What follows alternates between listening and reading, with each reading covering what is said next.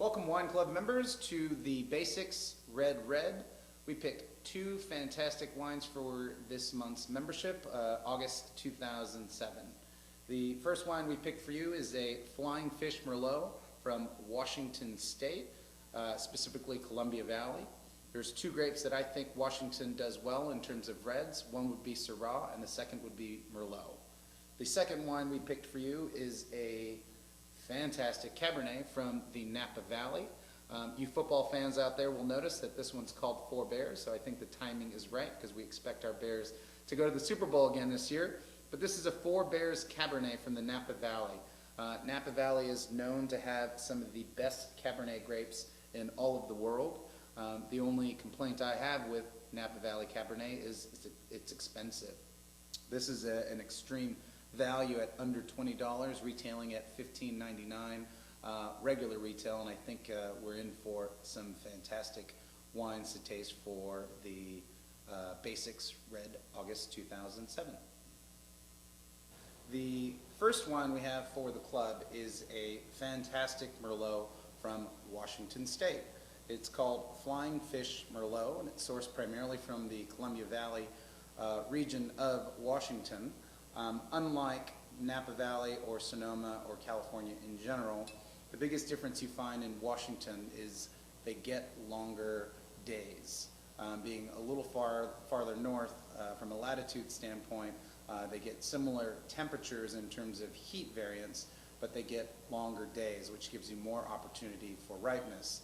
The other thing that really happens in the in Columbia Valley is you get very cool nights. And with cool nights comes freshness, comes acidity, comes balance.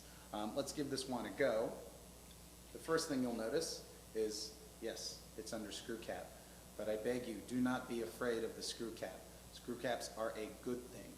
Screw caps are a result of, depending on who you talk to, a 2 to 7% failure rate with corks, creating a spoilage factor that can happen, resulting in a wine that isn't what the winemaker intended for you to have. There's winemakers that have decided to take it upon themselves to bring wines as fresh as possible by guaranteeing it with a screw cap. So screw caps don't mean necessarily cheap. If anything, it means a winemaker that is conscious of getting you the wine that they made. So on to this wine. This is the 2005 Flying Fish Merlot from Washington State. As I had said before, it's primarily sourced from the Columbia Valley. I think one of the two grapes that Washington as a state does well, they do a lot of grapes in general, but I think the two stars for them in terms of red wines are Syrah and what we're having here, Merlot. Let's give this one a go and see what we think. On the nose I get black cherry, there's a bit of raspberry there. It's got some baking spice right from the get-go. The fruit is very obvious. It definitely jumps out of the glass.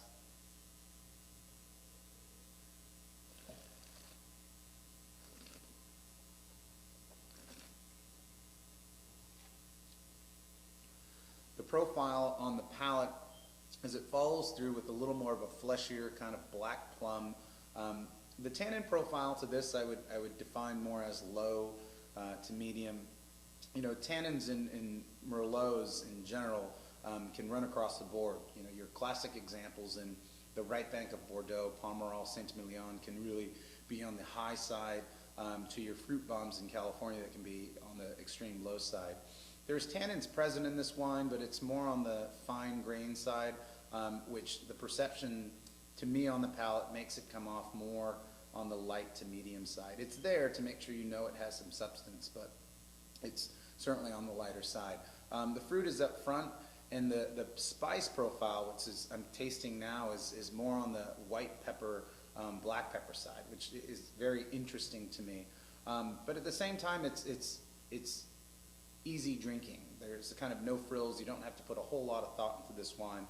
And as a result, I would pair it to more simple cuisines like hot dogs, like burgers, like meatloaf, like pizza, because it's a wine that gives you complexity, but really doesn't, I suppose, expect, you know, the finest meal in the world, because it is a pretty straightforward style Merlot. The regular retail on this wine is $12.99.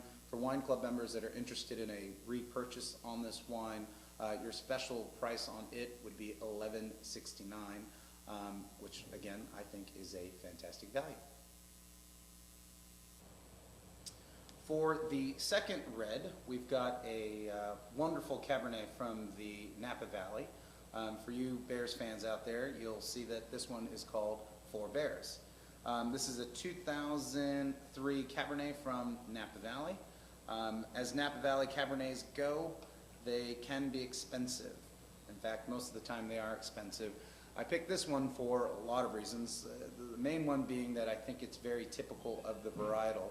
But the second reason being I think it offers extreme value, retailing for under 20. Specifically, it retails for $15.99, and for those wine club members that are interested in repurchasing it, you can also buy it for less. Let's give it a go and see what we think of it. On the nose, you get lots of black fruit that jumps right out of the glass, very typical of New World Cabernets, and specifically California Cabernets. You get a lot of ripe fruit, dark fruit that jumps right out of the glass. I'm getting black cherry, black plums, black currant.